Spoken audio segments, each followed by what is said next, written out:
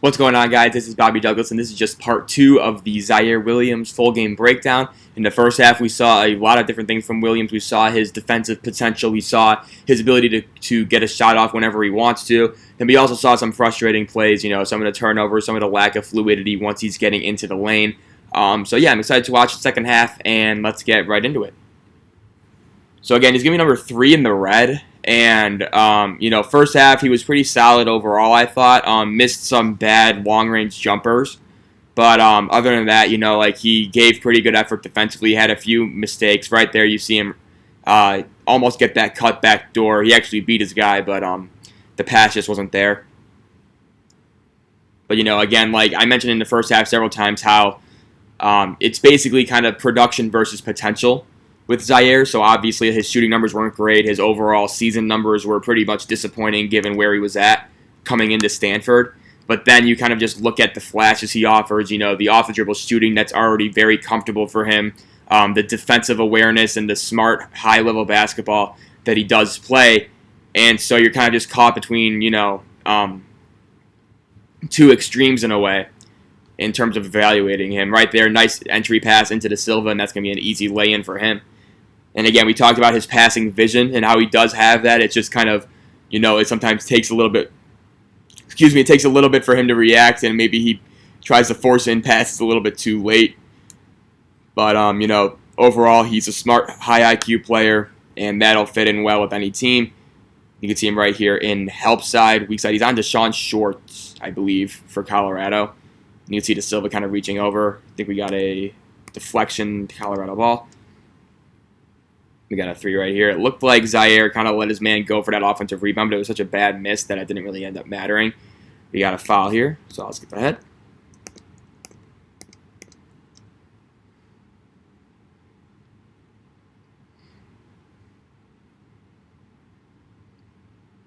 Right there, not much Williams could have done. He's probably the nearest help side defender, but McKinley Wright just made a really good play on the ball. That's not on Williams at all. Right here you could see. So right there, it looked a little bit shaky. I felt like he was leaning in a little bit too much. You could see him kind of off balance compared to some of the shots he took in the first half. And so again, right here, he has his feet a little bit staggered. That's usually not what he likes to do. He usually is pretty parallel with the basket. So this shot just seems a little bit rushed, a little bit off balance. But overall, again, you could just see him kind of get his shot up over the defender. And because he has such an elongated release and he releases it at the top of his jump, and he stretches his arms out wide again, that shot's going to be able to, go over anybody. And we talked about in the first half how, he just has a moon ball right there. So this is actually kind of a nice little recovery play. So the closeout really isn't there. His feet are too narrow. He's going to let Shorts go by him, right? So again, I don't know. He looks like he was off balance from the start. But again, he's using that length and just kind of that positional awareness to just pick this pass off. And again, right there, we already talked about how he could be a menace in passing lanes, and then he's a one-man fast break on the other end. And he's going to brick that, again, avoids contact in the lane. So again, nice defensive play, getting that steal. But then, he's being guarded by McKinley right here. He's got 7 inches on him, right? Ziaire does. This needs to be a layup or a dunk every single time. And you can see he's going to pull up short around the 8-foot mark, and he's just going to try and float this up. This needs to be either a drop-down pass to this runner right here, or he just needs to lift off later and just go for the layup. And you can see him just kind of that hesitancy, caught in between doing those two things. But you can see just kind of right there, right place, right time, and he's going to get that floater or that little lay-in to go. But that first shot, he needs to make that, especially in transition when he's being guarded by someone like McKinley Wright, who's 6'1", whereas Williams is 6'8". And here he is on the ball again. It's going to look like that was a slip ball screen. Not much contact there on Williams. Allowed him to kind of just stay attached. We got a travel here.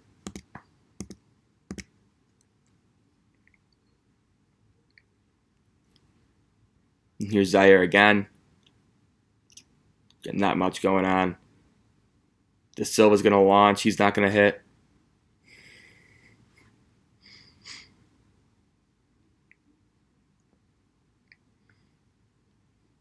Would have been a long 2 for Horn. And here's Ziaire on the ball again. Again, one pass away. So right there, just kind of, he's so used to going under screens where the fact he needs to stay attached here. I understand that Schwartz kind of sets him up with that little fake cut jab and then kind of falling back to the 3-point line. Williams needs to be a little bit more on his toes here. You can see he's already leaning backwards, and he's going to have a wide open three. And yeah, so that needs to be a better overall effort from him. And so again, like, he is liable to, like, freshman mistakes, mistakes that young guys always make. And so, I think, again, I mentioned this earlier as we get the nice little floater right here. Again, he has pretty good touch around in this kind of area. Just those shots by nature aren't going to be very efficient. Right there again, gets it over with that right hand, and he's finishing it. So again, nice play by Ziaire. And UT's kind of come alive a little bit in the second half. He was pretty good in the first half as well, but second half he's been pretty good thus far. We got a timeout for Colorado. I think those are just Ziaire Williams highlights from the first half. Yeah, you can see he's got 14 points. He finishes the game with 17 points, 5 rebounds, 2 assists, 1 block, and then 6 turnovers. I think we saw 3 or 4 in the first half, if I'm not mistaken. So he definitely will have a few more lowlights in this game. But again, it is just interesting to see where people have him ranked. I think basketballnews.com released a new mock draft today. I think they had him going 17th, which is probably, like, given how this breakdown's gone. You can see right there, just kind of doing a little bit too much with the ball, right? Gets it picked a little bit, but it's going to be Stanford ball. Given how this film session has gone, though, I would probably say around 17 to, like, 20 is probably where the range will be for Ziaire Williams. Yeah, that would probably be, like, where I have him at right now. But again, that's, like, before I actually did this session, I was probably having him in, like, the 26, 27 area. So he moved up a few spots just by me doing this video. So overall, I've been impressed with him. And again, the more I watch him, the more I kind of just like him. And again, like, the one maybe fault I have as an evaluator is how much I value comfort with off-the-dribble shooting for these wings, right? And so, like, I liked Jaden McDaniels last year because of that. I liked Cam Reddish a few years ago. Even though the production maybe wasn't there at the college level, I still kind of just I bought their long-term upside, and I think so far I'm probably 2 for 2 in both of those guys. Jaden McDaniels especially had a pretty good rookie season, so yeah. Got a timeout here. It's probably going to be a media timeout, so I'll skip ahead.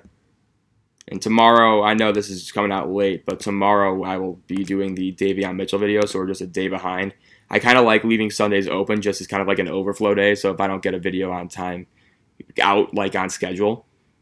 So again, right there, again, he actually, again, right here. So this is another example, right, where he sees the pass really well, but again, he's trying to force it into too tight of a window. Ultimately, it gets through to De Silva. But, you'd like to see maybe him try and go over the top, maybe do a ball fake down low and then wrap it around Evan Batty for a little drop-off bounce pass. But he tries to force it into this tight window. So there's 2 things can be true at once here. 1, you could appreciate the effort in division. And 2, you can be like, hey, maybe don't make this pass because it's most likely going to end up in a turnover, right? And so this one he gets lucky, kind of bobbled. And again, that should have been a layup, and it's going to be a foul. But, that very well could have been a turnover. And we saw a lot of those in the first half where they were turnovers. So we got free throws for De Silva here. So, yeah, but we're seeing a lot of, like, the similar themes that we saw in the first half with Ziaire. You see right here kind of gets a little bit turned around. And, again, he's late coming around screens. So right there, it's just kind of like a strength issue. It's kind of just like he needs to be a little bit more, like, mentally ahead of his opponent to try and mitigate just, like, him getting hung up on screens. You see right here, probably going to be a nope. And again, nice crossover. Gets to that elbow, and this is a really nice shot.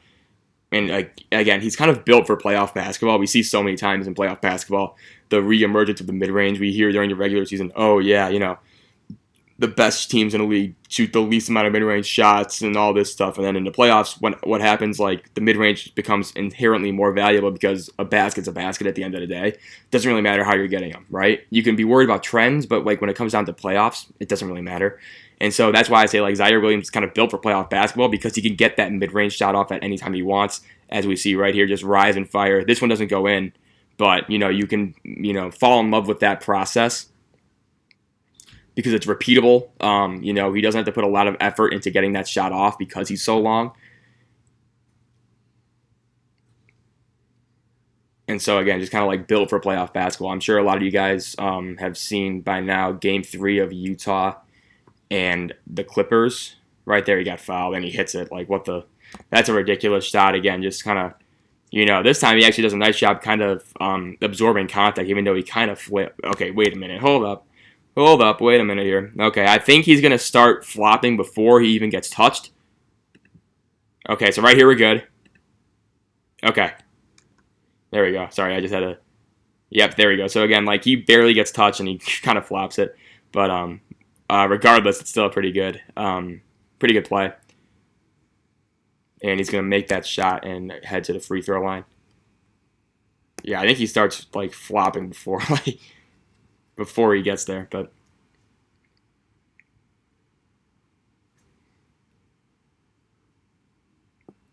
we got a free throw here.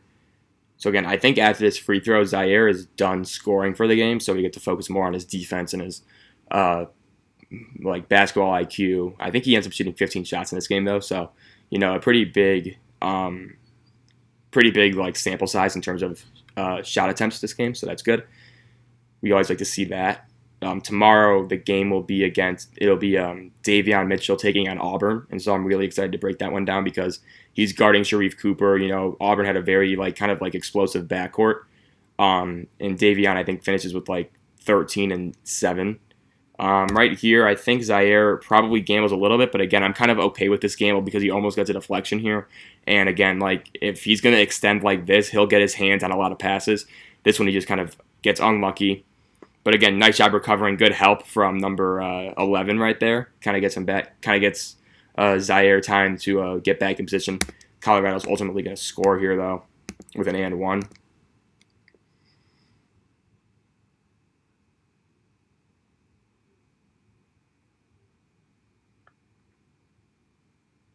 And here's Ziaire again.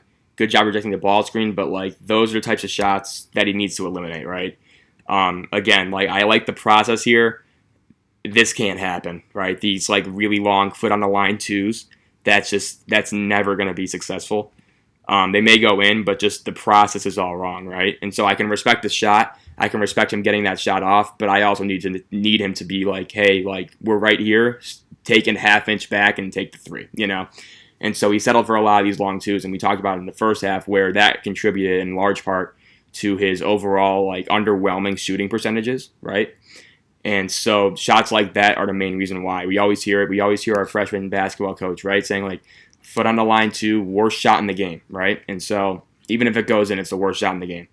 And Ziaire just happened to take a lot of those, borderline 2/3 shots where it's just kind of all right, we kind of need to tighten up our overall shot selection. And we see this with a lot of young players too. I just know from a Bulls fan perspective, Patrick Williams, his rookie year, especially early in his rookie year, he would drive the fan base mad with these really long one dribble pull up twos where he would reject an open three and take one dribble in and maybe have I don't know, I think the NBA line's 24-9, right? He'd shoot a 22, 23 footer, and everyone's just kind of just take the fucking three, right? But again, it's just kind of a rookie thing. It's almost they don't really understand where to be on the floor necessarily. They kind of lose track of their footing. Sometimes they don't have confidence with range. I don't think that's an issue for Ziaire, but I think it was for Williams coming out. And so you just see some of these guys, and they're just trying to get a shot off whenever they can, trying to get in rhythm, and regardless of where that is on the floor, they'll take it. And so you see it as they get more mature in the NBA or in college. They start being smarter with their shot selections just based on using, simple math. So, yeah. That was Oscar da Silva right there, making free throws. But again, I think that's kind of that's a troubling trend with Ziaire in a way, but also I can kind of understand why he's taking a lot of those shots.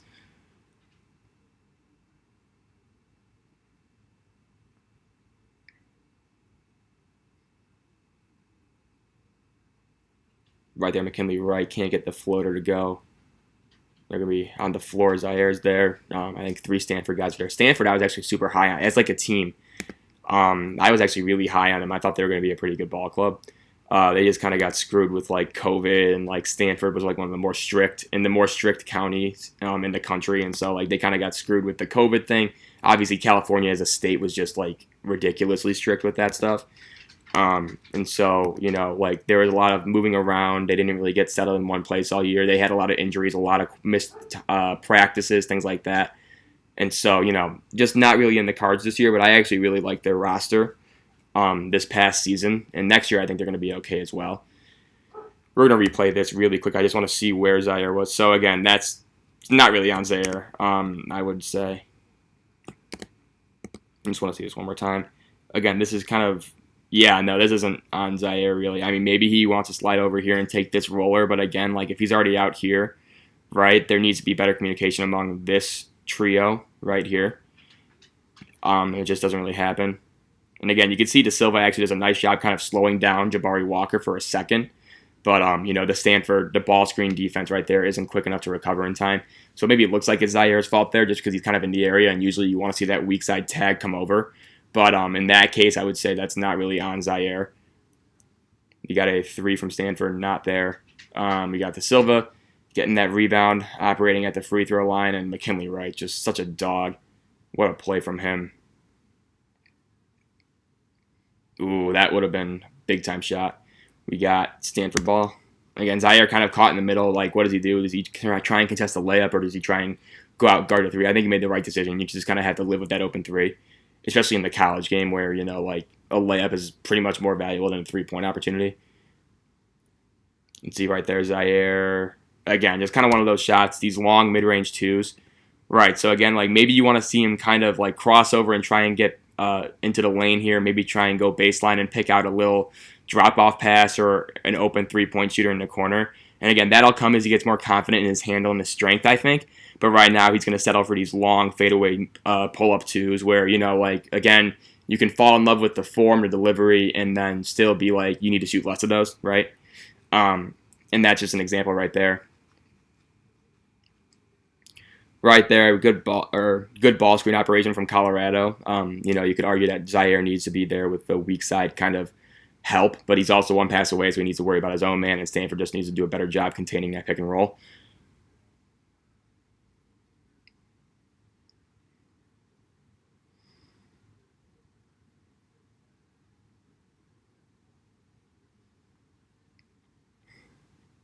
Damn. Jabari Walker, he's been very good this game.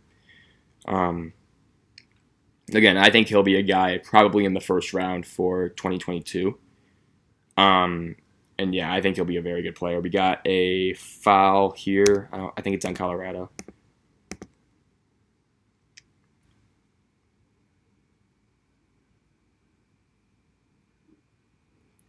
Another block shot. I think that was Walker again. Damn, he's really kicking ass up. Or no, that was Eli Parquet. It must have been. Oh, I think it was off of Stanford. Damn. Okay. Well, that's something.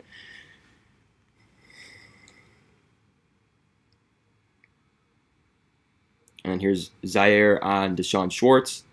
This Colorado team was actually really fun to watch, too. Again, right here, this is really good. Again, weak side awareness, weak side help. He's a little bit late to react, right? But then you could see just kind of the length makes up for that, and he's able to contest that shot at the rim. Good job being physical, going straight up. He's able to get a block shot or at least contest that for a missed dunk. So, I mean, Ziaire just showing you kind of just that quick processing in a way, or I wouldn't say quick processing because he was slow to react, but almost just a quick reaction time. Once he notices that he's able to dart over there, right, and contest that dunk. And again, weak side rim protection, not really one of his strengths, I would say, right now, just because he isn't strong enough. But I do think he has kind of the length and the athleticism vertically, I think, to maybe offer that at some time in the future, just not really right now. Nevertheless, though, pretty good example of just kind of his hustle and overall just work ethic and recognition right there. And you can see Ziaire. So again, right here, this is just kind of like, body language. I understand it's been a tough season, but, it's a turnover, and you'll see in the corner of the screen, Zaire's just going to, hold his head down. He's going to kind of LeBron it, LeBron it in game, game 6 of the Sun series, right, where he just like, fuck this, I'm done. And you'll see it right here. Turnover, right, you can see he looks like Charlie Brown when he's just, walking back, after everybody makes fun of his Christmas tree, right? It's just kind of one of those things. This body language, I think, could be a little bit better right there. But we all have those days. I'm not really going to judge him for that. Especially considering like everybody at Stanford loved him. The intel on him that I've read has been great. So, I'll let that one slide.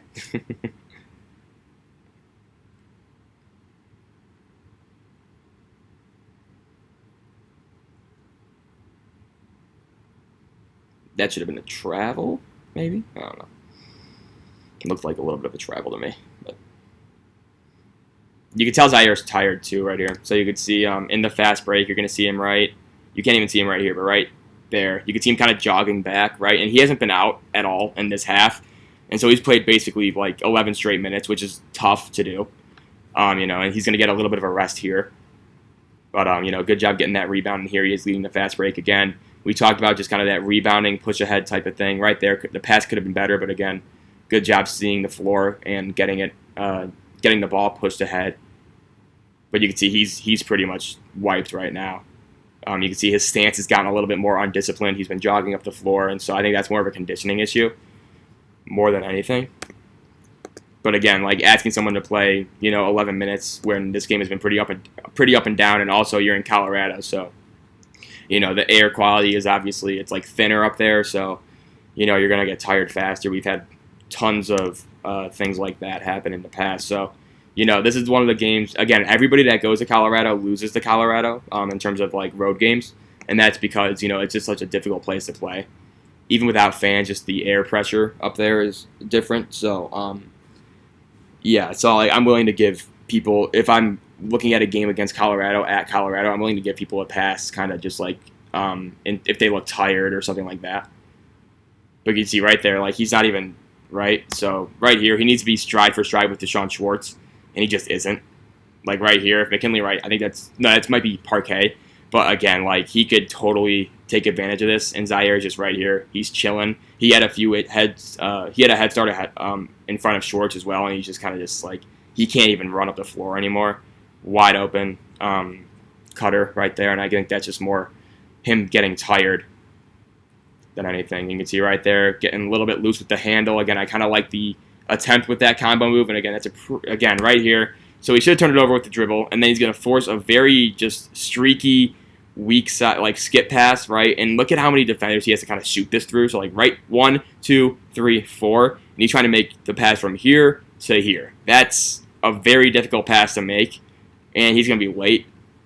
I don't even know what happened. I think Parquet may have gotten a hand on that. It didn't even get there, but just kind of difficult stuff. But again, offers a solid vertical contest. That maybe gets called a foul in the NBA. But you can see it's kind of like a kind of just like a last gasp effort to contest. And again, right here, you can just see Stanford is just totally wiped out. You can see Zaire's going to set the screen. He's just, look at how tired he looks, right?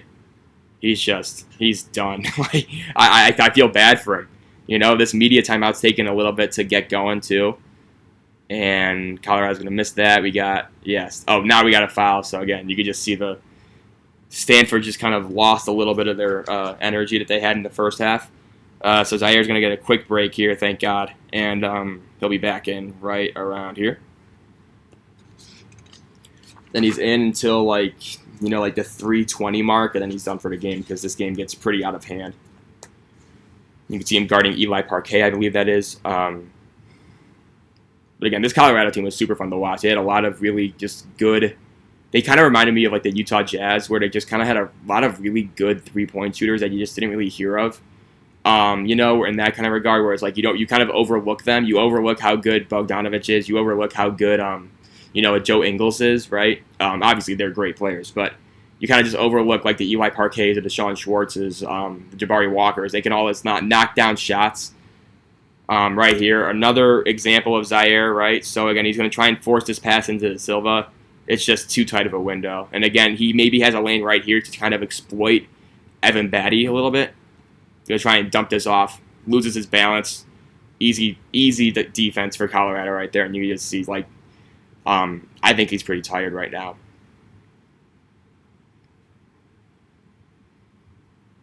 Yeah, Stanford needs to slow the fuck down. Let's get a good possession here. Okay, so again, Ziaire in pick and roll. Nothing too flashy, just hitting that wing pass. Good little ball fake from Stanford right there. I don't know who that guy is. Pretty good. Right here, again, so you can see Ziaire back to the ball, doing the, chasing his tail. Yeah, just kind of, you could tell, like, the focus in the second half has definitely waned. But I talked about it in the first half where, like, he had a lot of things going on. The death of 2 family members this year, COVID, having to quarantine a whole bunch. So, again, kind of just got to take some of this stuff with a grain of salt.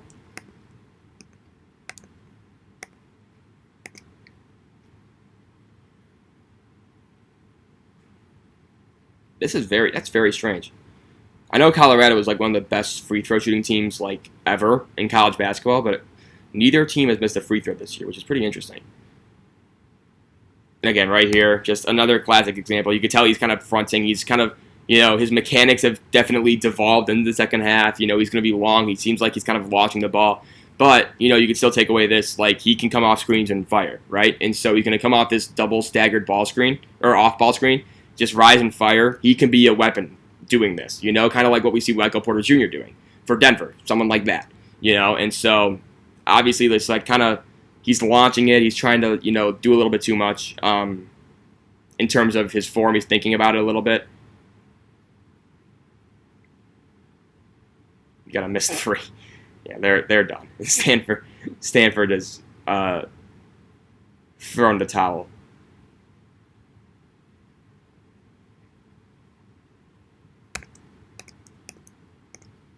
But I do think he's pretty viable coming off of screens, because he does have that fluidity. He's a big stepper, so like he can, cover a lot of ground in a few amount of steps. He's pretty quick. And then obviously his form and just like his overall mindset kind of lends itself to being an off-ball shooter role. So that's something I think that could work for him in the NBA as well, assuming that three-point shot gets a little bit more consistent. Obviously, you're not going to be running, pin downs and floppy sets for like a 29% for a three-point shooter, right? That's just not going to happen. But, if he works on his shot a little bit more, gets a little bit more comfortable with it, then I think he could, again, just like the offensive roles he could fill are pretty limitless. And again, jab step, kind of loose with the ball. You can tell he's gotten a little bit more upright, not really getting low as we saw in the first half. And so, again, loose with the ball. Almost gets another turnover right there. Right here, I just don't understand the angle he took. Like, why is he taking this angle? He needs to be cutting off baseline. It's going to be an easy reverse layup, right? That's just, kind of just know where you are.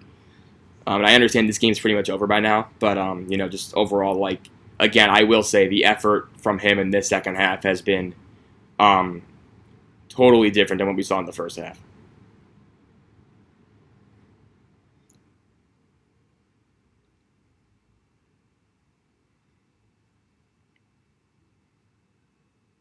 Got 3 from Stanford right there. And he's in for like 25 more seconds, and I think they basically pull the plug on this game. All the starters come out for both teams, and just they kind of run this out. So again, right here, just not really fighting through this screen, right? Like he's going to spend an eternity behind this screen right here. Just not really, he's kind of done, and I don't really blame him. But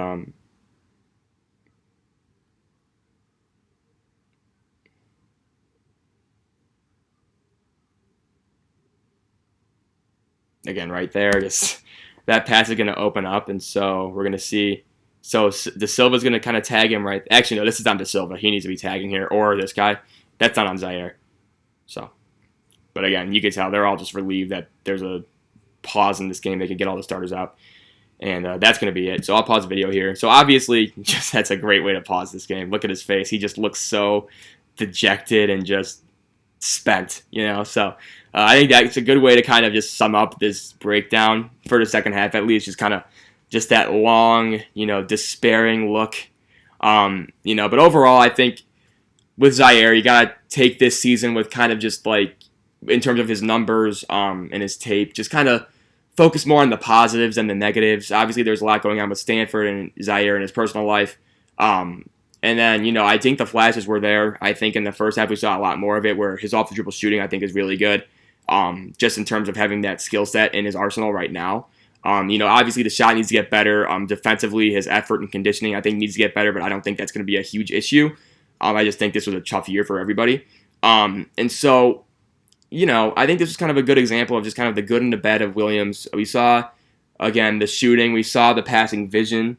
But then we saw the turnovers. We saw the just kind of defensive breakdowns he had. Also some really nice defensive plays. So, again, it's just kind of a mixed bag with him this year. And, again, I'm more willing to put him in, like, the Cam Reddish, Jaden McDaniels type of, just that type of player comp rather than, like, somebody who, has struggled in college and then doesn't really project well to the NBA. I still kind of buy Ziaire Williams, and that's why I'm going to have him, again, in the late teens, early 20s area once my big board gets finally established as we get closer to draft day in July.